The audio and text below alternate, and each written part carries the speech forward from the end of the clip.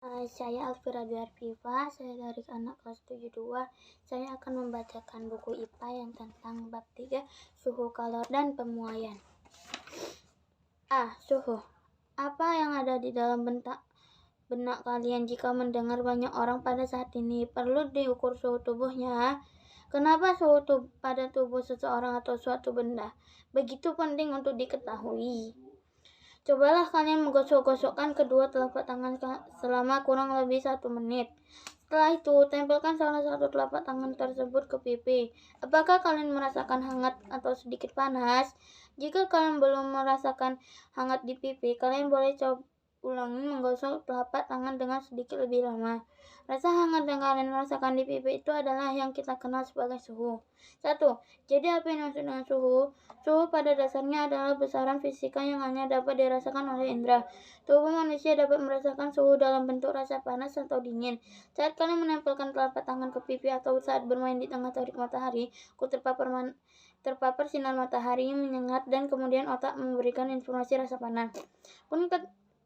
Pun ketika minum air es, otak kita memberikan respon informasi pengalaman rasa dingin. Tampak di sini bahwa suhu adalah ukuran derajat atau tingkat panas suatu benda.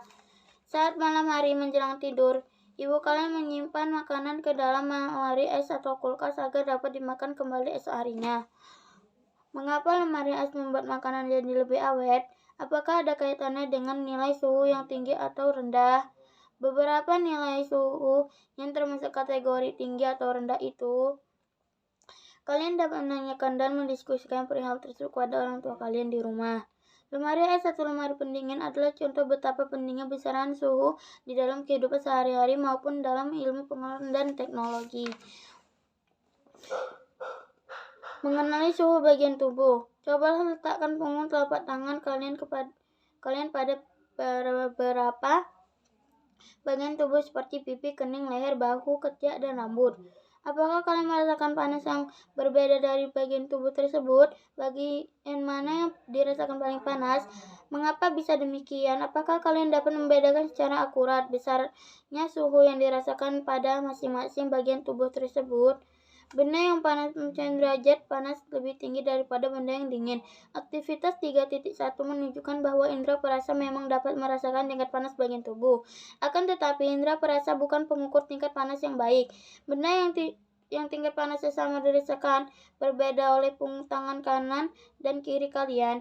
Jika suhu benda yang diukur dengan indera perasa seperti kulit menghasilkan ukuran suhu yang tidak dapat dipakai sebagai acuan atau tidak pasti. Bagaimana kita mengetahui secara akurat suhu tubuh seseorang ketika ia menunjukkan gejala demam?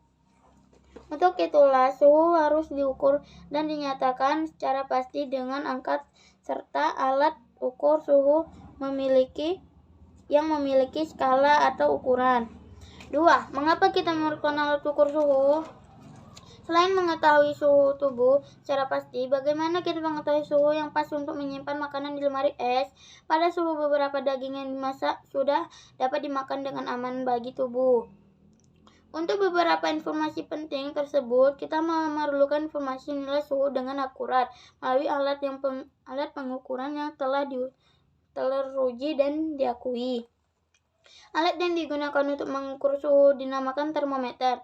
Prinsip kerja jari termometer adalah keseimbangan derajat suhu. Termometer akan menerima suhu dari lingkungan sekitar atau benda yang akan diuji. Secara ilmiah, suhu akan mengalir dari derajat yang lebih tinggi ke derajat yang lebih rendah. Konsep ini dikenal juga sebagai azas Black atau juga hukum 1 termodinamika. Apakah semua termos sama jenisnya? Tidak.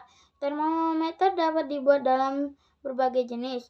Jenis-jenisnya akan disesuaikan dengan kegunaannya masing-masing. Jangkauan pengukuran suatu termometer dengan termometer lainnya berbeda, sesuai dengan tujuan dan di mana termometer itu akan digunakan. Gambar 3.3. Perlihatkan sejumlah termometer yang digunakan di rumah sakit, laboratorium, dan industri. Termometer yang digunakan untuk mengukur suhu tubuh hanya memiliki skala di sekitar 30 derajat Celcius sampai 50 derajat Celcius. Mengapa demikian? Penyebabnya adalah karena tidak ada manusia yang memiliki suhu tubuh di bawah 30 derajat Celcius dan di atas 50 derajat Celcius.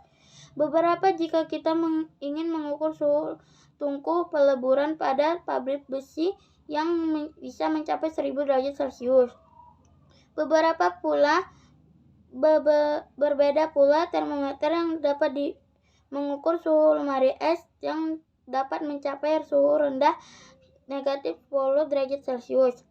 Karena pada suhu rendah tersebut memungkinkan bakteri tidak tumbuh di dalam makanan. Tumbuhnya berbagai macam bakteri pada makanan akan menyebabkan makanan menjadi busuk atau basi. 3. Mengapa kita perlu mengetahui skala suhu? Contoh di atas adalah pentingnya kita memahami perbedaan skala suhu yang ada dan diakui oleh dunia.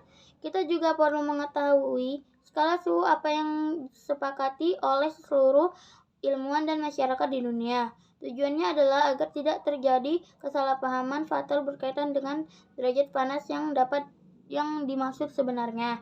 Ilmuwan yang terdapat pada berita tersebut berasal dari negara Perancis. Secara kultur, budaya, informasi mengenai angka suhu di benua Eropa disampaikan melalui skala Fahrenheit atau derajat F. Masyarakat di sana juga lebih mengenal rasa dari derajat Fahrenheit. Jika kalian berkesempatan berkunjung ke negara-negara di Eropa atau Amerika Serikat, maka kalian tidak akan mendapati informasi suhu dalam skala Celcius seperti halnya di Indonesia. Kalian akan kesulitan menentukan panas atau dinginnya suatu ruang atau benda yang kalian pegang. Untuk itu, kita membutuhkan ukuran pembanding atau yang dikenal sebagai skala. Skala suhu menunjukkan seberapa besar nilai suhu benda yang sedang diukur. Kemudian, agar semua orang seluruh dunia menyimpulkan nilai suhu yang sama, maka perlu ditetapkan skala suhu secara internasional. Skala suhu yang disepakati oleh ilmuwan dan diakui dunia. Banyak skala suhu yang telah diusulkan para ahli. 4. Bagaimana menentukan skala suhu? Pada saat menetapkan skala suhu, maka orang perlu menentukan dua peristiwa di mana suhunya ditetapkan terlebih dahulu. Dua peristiwa tersebut harus dapat dihasilkan ulang secara mudah dan teliti dimanapun berada. Dua peristiwa yang sering digunakan sebagai acuan penetapan adalah peleburan es pada tekanan normal dan air mendidih pada tekanan normal atau 1 atmosfer. Cara penetapan skala suhu Celcius tidak beda jauh dengan cara penentuan skala suhu Reaumur. Skala rendah suhu Celcius dan Reaumur ditetapkan sama, yaitu sebagai suhu es murni yang sedang melebur pada tekanan 1 atmosfer sebesar suhu 0 derajat. Sedangkan skala tertinggi yaitu suhu air murni sedang mendidih pada tekanan 1 atmosfer diterapkan sebagai suhu 80 derajat untuk Reaumur dan 100 derajat untuk Celcius.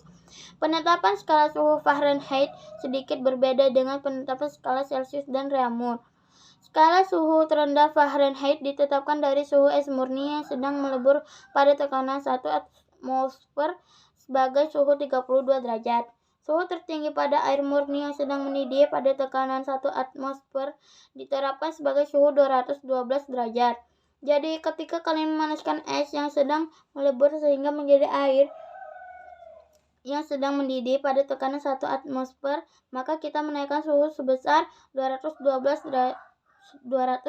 sampai 32 sama dengan 180 derajat skala Fahrenheit atau 180 derajat F.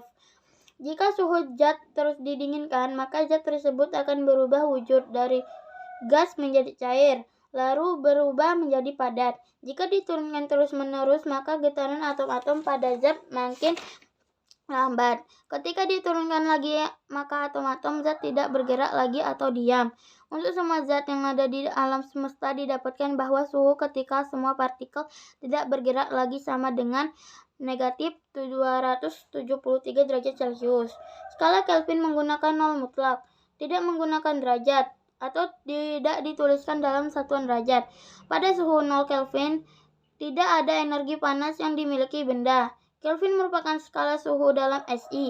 Dengan demikian, hubungan antara skala Kelvin dan Celsius adalah skala Kelvin sama dengan skala Celsius tambah 273. Perbedaan antara keempat skala suhu di atas adalah angka pada titik tetap bawah dan titik tetap atas pada skala termometer tersebut seperti yang ditunjukkan pada gambar 3.7. Celsius, angka tetap bawah adalah 0 sampai angka tetap atasnya 100. Fahrenheit, angka titik tetap bawah 32, angka tetap titik atas 212. Angka tetap titik bawah Reaumur 0, angka tetap titik atas Reaumur 80, angka tetap titik bawah 273, angka tetap titik atas 373 Kelvin. 5. Perbandingan skala suhu. Agar lebih mudah, kalian dapat menuliskan perbandingan skala suhu adalah sebagai berikut. Skala Celsius, titik 2 Fahrenheit, titik 2 Reaumur, titik 2 Kelvin. 100, titik 2, 180, titik 2, 80, titik 2, 100. Skala Celsius, titik 2 Reaumur, titik 2 Fahrenheit, titik 2 Kelvin. 5.2, 9.2, 4.2, 5. Dengan memperhatikan titik acuan bawah atau dibandingkan dengan dari 0 semua, maka perbandingan suhunya adalah T, titik 2 T negatif 32, titik 2 T, titik 2 T negatif 273 sama dengan 5.29.24.25. Perbandingan di atas dapat digunakan untuk menentukan konversi skala suhu. Sebagai contoh, konversi skala suhu dari Celsius ke Fahrenheit. Tentukanlah nilai suhu dalam skala Fahrenheit jika diketahui besar suhu dalam Celsius adalah 45 derajat Celsius. Dengan menggunakan persamaan perbandingan suhu didapatkan TF sama dengan 9/5 T tambah 32 sama dengan 9/5 kali 45 tambah 32 sama dengan 113 derajat F.